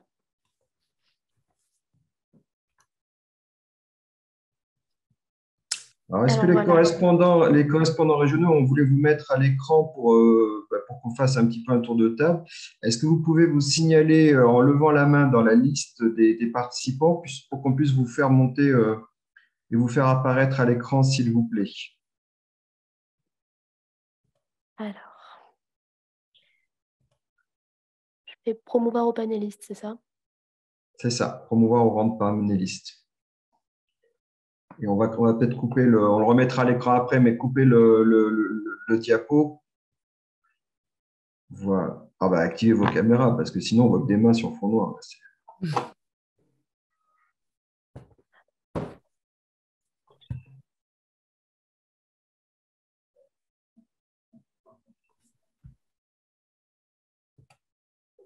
Au final, je ne sais pas si tout à l'heure, la personne anonyme, c'était bien Christophe Delaveine. Je ne sais pas du coup qui était anonyme. Je pense que c'était lui, mais...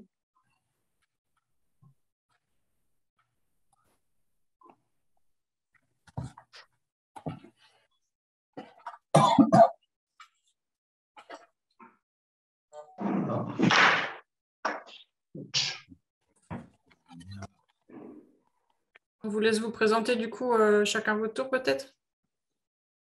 Lucille, on vous laisse faire la maître de cérémonie. Oui, d'accord, pardon. Et ben, dans l'ordre d'apparition à mon écran, François en premier. Oui, bonjour, François Dagneau. Donc, je suis le directeur de la mission Pays de la Loire Métiers d'Art, donc service de la Chambre de métiers et de l'artisanat des Pays de la Loire, donc en charge de l'accompagnement et de la valorisation des métiers d'art en Pays de la Loire. Voilà, alors je ne suis pas le coordonnateur régional des JEMA en Pays de la Loire.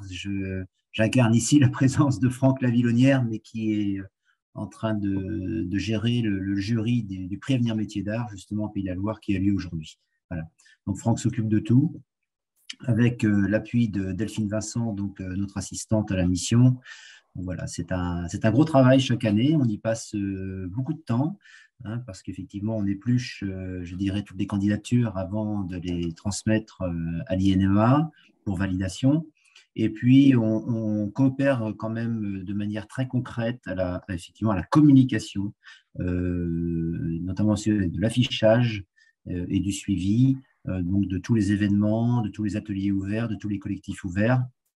Et enfin, pour conclure, on profite des Journées européennes des métiers d'art pour organiser ce qu'on appelle des circuits et trophées des mains d'or, depuis plus de 10 ans, en tout cas en Vendée, et depuis 2 éditions en Pays de la Loire, donc qui est un dispositif spécifique qui permet notamment à tous nos collaborateurs, agents et élus de la Chambre de métier, voilà, de rencontrer les professionnels métiers d'art sur une journée, sur des parcours fléchés, voilà, et puis chaque binôme élu et technicien qui rencontre les professionnels sur les JEMA, voilà, va élire son coup de cœur et on va leur remettre ensuite un trophée des mains d'or et puis une séquence vidéo, voilà, pour les remercier de leur participation.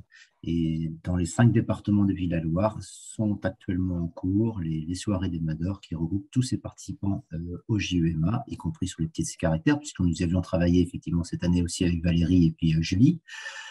Voilà, donc une belle aventure et systématiquement un beau rendez-vous qui nous implique beaucoup et nous concerne totalement. Merci. Merci François. Je vous en prie. Ensuite, à l'écran, j'ai Sarah Poyton de l'Auvergne-Rhône-Alpes. Bonjour à tous. Donc effectivement, Sarah Poyton, je suis chef de projet métier d'art à la Chambre de métiers et de l'artisanat de région Auvergne-Rhône-Alpes. Je suis la coordinatrice régionale et je travaille avec une équipe de 12 collègues qui s'occupent des métiers d'art dans chacun des départements de la région. Et du coup, on a, avec l'ensemble de cette équipe, comme le disait Lucille, une connaissance assez fine des territoires, des artisans, des professionnels, des métiers d'art. Et du coup, on a la capacité vraiment de vous accompagner pour construire vos projets, pour rechercher des professionnels, pour savoir ce qui se passe autour, pour peut-être être complémentaires ou faire des choses. Voilà, pour construire vos projets dans le cadre des GEMA, mes collègues et moi-même, on sera bien sûr à vos côtés pour vous aider à les construire. Voilà. Merci Sarah. Ensuite, j'ai Jacques Bourniche de Bretagne. Bonjour. Eh bien, écoutez, nous aussi en Bretagne, on a un coordinateur, c'est moi. Je suis référent régional métier d'art pour les 4 départements. On s'appuie sur 4 référents départementaux qui viennent dans la période GEMA nous aider sur les inscriptions parce qu'il y a un petit peu de boulot quand même. Et puis, même si d'année en année, le dispositif est plus convivial, on va dire comme ça, nos artisans d'art ne sont pas toujours les meilleurs en informatique. Donc, on a des photos à l'envers, des textes qui manquent de clarté, un petit peu de faute d'orthographe qu'on essaye de corriger parce que c'est un peu plus sympa sans faute. Voilà. Bon, nous, ça fait un petit peu de temps avec Claire Lucas qu'on a commencé à bosser et donc, je veux dire, petite cité de caractère et chambre de métier, on se connaît déjà un peu. On aimerait bien effectivement progresser parce que je pense, et comme vous l'avez dit, que c'est une réelle opportunité pour nous, pour vous, de montrer les métiers d'art. Vous avez des sites emblématiques et qui forcément attirent. Charge à nous, avec vous, de mettre en lumière ces choses-là. Nous, on a prévu cette année de faire des efforts dans ce sens. Je rappellerai quand même un truc qui est important aussi, je pense, et où on peut tous, et nous, on œuvre, c'est effectivement les lieux de formation métier d'art. On doit aussi aller chercher. C'est un vrai sujet parce que le public, tu l'as bien écrit, Lucille, c'est les jeunes, c'est la pérennité, le renouvellement, etc. Avec le Covid, on a chuté dans tous les domaines et celui-là en particulier. Moi, toujours en Bretagne, il me reste un organisme de formation qui tient bon. Sur 19, ça ne fait pas beaucoup. Donc voilà, ça fait 2 sujets. Petite cité de caractère à nos côtés et qu'on avance. Et puis les organismes de formation aussi, métiers d'art. Voilà, merci. Merci Jacques. Alors Christophe, qui était déguisé en Delphine, mais qui a réussi à changer son nom. Voilà, bien, merci à tous. C'est la preuve de l'union sacrée dans le Grand Est entre PCC et la région. Je suis donc Christophe, mais a priori Delphine m'a envoyé son lien et du coup, c'est la raison pour laquelle j'apparaissais sous le nom de Delphine. C'est pour ça que j'avais mis anonyme. Pas du tout par volonté de me cacher.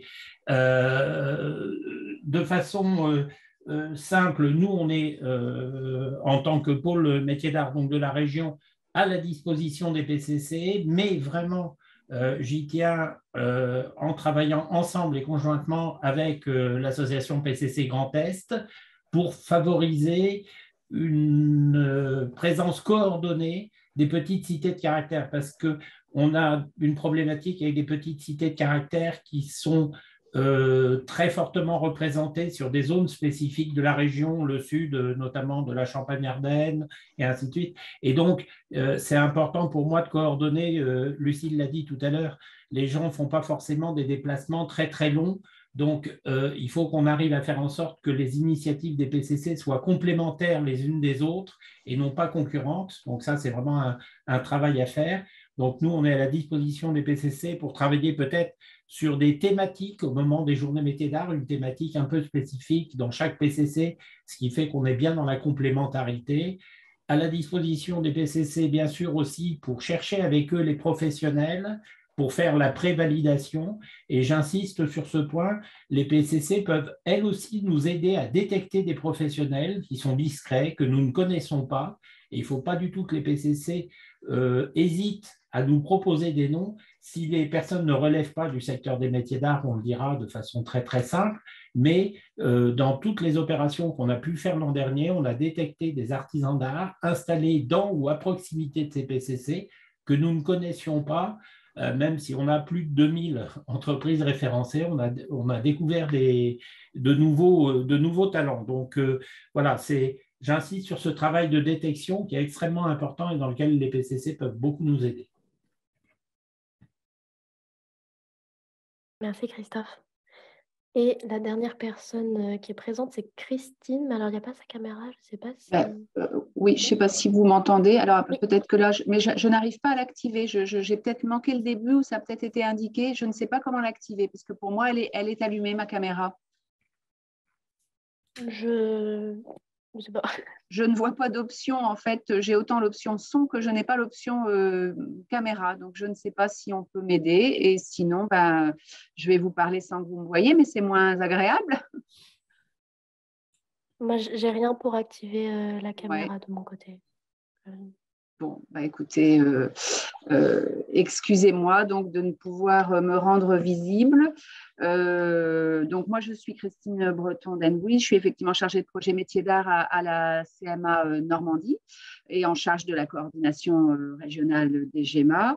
Comme mes homologues, je m'appuie sur une équipe et notamment, en règle générale, un référent par département. Donc, dans nos 5 départements, il y a une personne désignée qui maîtrise et qui connaît le sujet des métiers d'art. On participe à l'opération depuis très, très longtemps. Sur l'édition 2022, on avait 4 petites cités de caractère qui avaient participé. Pour proposer donc des événements qui sont pour certains différents, un atelier ou des ateliers ouverts ou des regroupements, notamment pour la première fois, je ne sais pas s'ils sont là, mais la commune de Longny au Perche qui avait fait une proposition d'un regroupement de professionnels. Donc, c'était une première pour nous en 2022.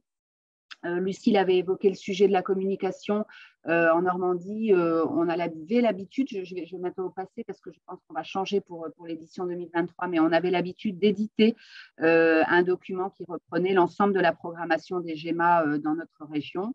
On va très certainement repartir sur quelque chose d'un petit peu plus léger pour information et s'il y a des gens de la Normandie, mais peut-être sous forme de carte. Mais voilà, en tous les cas, on consacre un budget à une démarche de communication de type affichage, flèche directionnelle et outils qui présentent le programme en Normandie. Et pour finir, je rebondis sur ce que disait Christophe à propos de la détection de professionnels qui pourraient être menés aussi par les PCC en collaboration donc avec nous. Oui, moi aussi, je pense que c'est important, notamment sur le volet peut-être de la restauration, des métiers de la restauration, du patrimoine, etc. C'est parfois des professionnels, en tous les cas nous ici en Normandie, qu'on connaît peut-être un peu moins bien et que les PCC, elles, peuvent connaître parce qu'il y a eu un certain nombre de travaux qui auraient pu être commandés, par exemple. Donc voilà, je pense qu'on a un vrai travail de collaboration à mener. J'ai eu un échange déjà ici en Normandie il y a quelques semaines maintenant avec la représentante et les représentants des petites cités de caractère, notamment pour le département de l'Orne, puisque c'est là où on en a le plus. Et donc, on a déjà des perspectives de collaboration pour 2023. Voilà, et encore mes excuses pour l'absence de visage. Pas de souci, Christine, merci. Voilà, donc vous avez comme ça un aperçu, en tout cas au moins de certains coordinateurs, une bonne moitié déjà. Les autres sont absents, mais vous retrouverez leur contact dans le PowerPoint et puis sur notre site. On va continuer. Merci à tous d'être montés sur scène. Je vais peut-être vous repasser en spectateur pour simplifier la grille, mais merci. Alors, juste avant, peut-être aussi une question à M. Bourniche qui nous vient, je pense, de M. Toula-Rastel, adjoint au maire de Tréguier. Est-ce qu'il serait volontaire pour renouveler les PO au lycée professionnel afin d'attirer les élèves de niveau inférieur et leur faire découvrir ces métiers. Ce genre de manifestation serait-il possible? Bien évidemment, hein, oui, oui. Je vous l'ai dit, hein, ça fait partie de notre désir fort, c'est de repartir avec tous les instituts de formation métiers d'art. Donc, si on doit apporter un coup de pouce, une aide, on le fera. On le fera. Voilà, j'ai eu le lycée de Quintin, là, c'est bon pour la taille de pierre, on est passé à 2. J'ai un 3e, voilà, bon, il y a de la marge, mais il faut qu'on y aille. Sur ce sujet-là, je suis convaincu que, et on a beaucoup échangé avec Lucille, que notre cible des jeunes, on doit vraiment la travailler. On a perdu beaucoup le vendredi, hein, qui est cette journée très spécifique, il faut qu'on la réactive. On le dit, on le redit, et je pense que chacun d'entre nous, on va monter un petit peu sur ce sujet. Donc, qu'il n'hésite pas à prendre contact avec moi, et puis on regarde comment faire. Bon, Madame Pouilleton, Monsieur Fournet de Hérisson dans l'Allier nous dit que ce sera cette année une première pour la petite cité de caractère de Hérisson de participer au GEMA. Donc, on compte sur vous pour bien s'occuper d'eux. Il n'y a aucun problème. Une question également de Madame Lucas. Est-ce qu'il est envisageable de convier les représentants de la Chambre des métiers de l'artisanat de Bretagne au point presse organisé par les communes? Un nouveau pour vous, Monsieur Bourniche. Alors, bien évidemment, on a des référents par département au niveau de nos élus chambres de métiers, et on a des référents métiers d'art. Donc, c'est ces gens-là qu'il faudra inviter. Je vais faire une petite liste et puis fournir tout ça à Claire Lucas sans problème. Parfait. Après, c'est des remerciements qu'on partagera après. Donc, pour avancer, Valérie, pour les outils, je vois que l'heure tourne. On dit qu'on est large et à chaque fois, on finit en cours. Donc, la liste, vous la retrouvez en ligne aussi, hein, sans souci.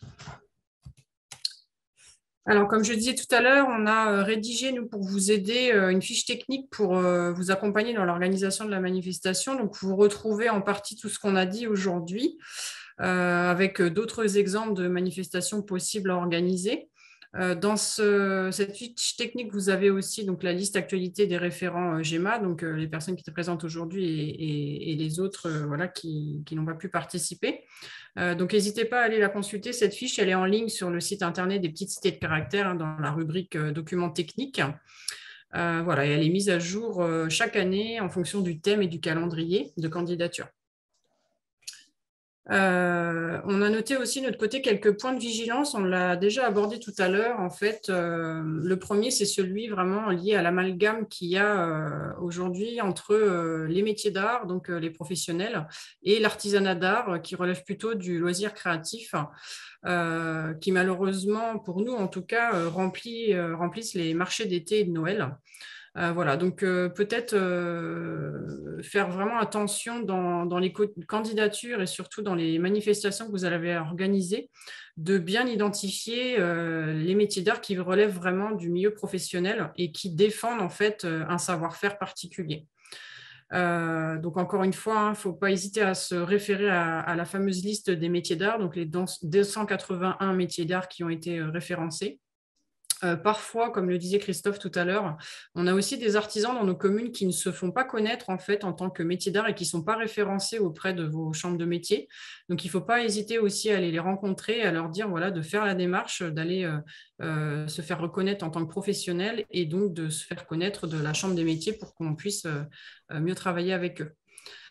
Voilà. Et puis, donc Lucille a édité aussi, on vous la mettra en ligne sur le site internet, donc un mémo technique, tu peux peut-être en parler, Lucille, rapidement, oui. Si elle est toujours là, parce que je crois qu'elle devait s'absenter rapidement. En fait, elle a préparé un mémo technique pour évaluer justement les savoir-faire liés au métier d'art, pour justement vous accompagner dans l'identification en fait, de ces métiers et ne pas se tromper en fait, sur la cible.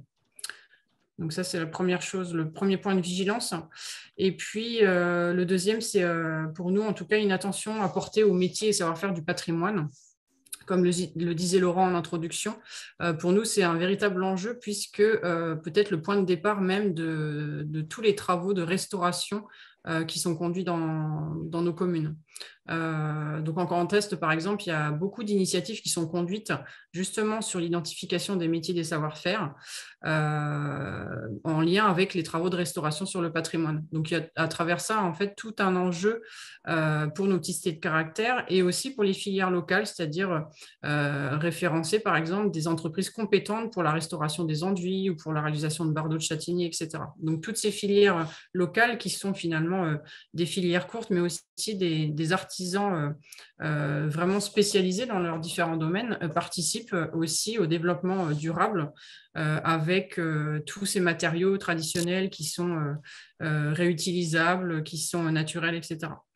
Donc voilà, donc c'était 2 petits points sur lesquels on voulait insister plus particulièrement pour conclure un petit peu cette présentation.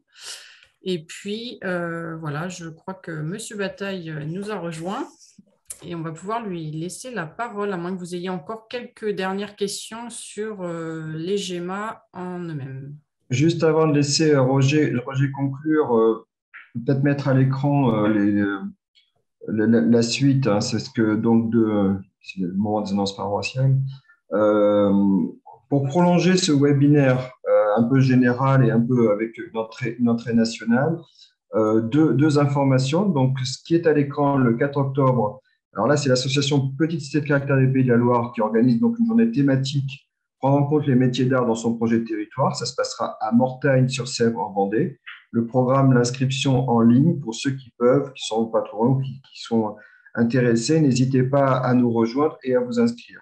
Et nos amis bretons nous disent qu'ils vont également prolonger ce temps un peu général par un temps d'échange spécifique avec M. Bourniche, donc le correspondant pour la région Bretagne, à l'attention des communes pour lancer la dynamique des GEMA 2023. Donc, un sondage sera adressé prochainement aux petites cités de caractère pour caler date de ce temps pour lancer les GEMA en Bretagne. La dernière slide, c'est pour vous rappeler que tout ce qu'on vient de dire restera en ligne. Toutes les informations, les calendriers, les fiches techniques sur le site en documents ressources, le replay. Voilà, donc tout sera en ligne pour prendre le temps d'information, de compléter les informations ou de reprendre certains documents. Voilà, Ah oui, on va parler plutôt de loisirs créatifs plutôt que d'artisanat créatif, nous précise M. Dagneau, effectivement, par rapport à la distinction que l'on faisait à l'instant. Je crois je vous remercie pour vos remerciements. Je crois avoir fait le tour des questions. Et donc, Roger, je vous laisse conclure ce webinaire. Bonjour à vous tous et à vous toutes. Apporter une conclusion à un webinaire que je n'ai pas suivi, ça sera compliqué. Je suis désolé, mais j'étais en restitution d'analyse financière par la Direction générale des finances publiques et ils m'ont pris tout mon temps. Voilà, donc je suis vraiment désolé. En tout cas, merci. J'irai évidemment regarder sur le site tout ce qui a été vu ce matin. J'ai eu quelques bribes. Je voudrais vous remercier pour votre participation. Remercier Lucille Bard que nous avions rencontrée avec Valérie à l'INEMA il y a quelques mois. Donc ma conclusion n'en sera pas vraiment une. On va se retrouver donc le 4 octobre, une journée importante, et puis ça a été dit sans aucun doute par Valérie et Laurent notamment, les petites cités de caractère. Je crois qu'on est un véritable laboratoire depuis des années, quelquefois sans le savoir, pour la valorisation des métiers d'art à travers toutes les opérations qui sont réalisées.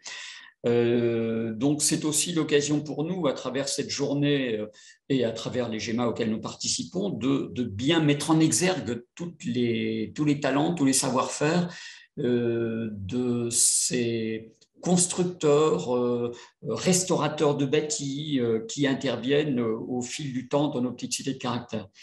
Une de nos difficultés, mais on aura l'occasion d'en parler, c'est peut-être d'avoir davantage de métiers d'art qui viennent s'installer véritablement dans nos petites cités de caractère. On y travaille beaucoup. Je pourrais apporter un exemple la semaine prochaine. Voilà, il y a une relation qui n'est pas forcément toujours facile à créer pour diverses raisons. On l'avait évoqué, Madame Bard, lorsque nous nous sommes rencontrés. Donc, on a beaucoup de travail à faire alors que nous sommes tous dans nos petites cités de caractère. On ouvre grandes les portes à tous les métiers d'art qui voudraient bien venir s'installer dans un écrin qui leur correspond complètement. Voilà, donc je pense que cette journée du 4 sera extrêmement intéressante pour échanger. Et là, je pourrais apporter, je l'espère, une conclusion qui sera une vraie conclusion et pas simplement quelques mots comme je viens de le faire pour l'instant. Veuillez m'en excuser. Merci Roger. Merci à tous. Donc, ainsi se termine ce webinaire.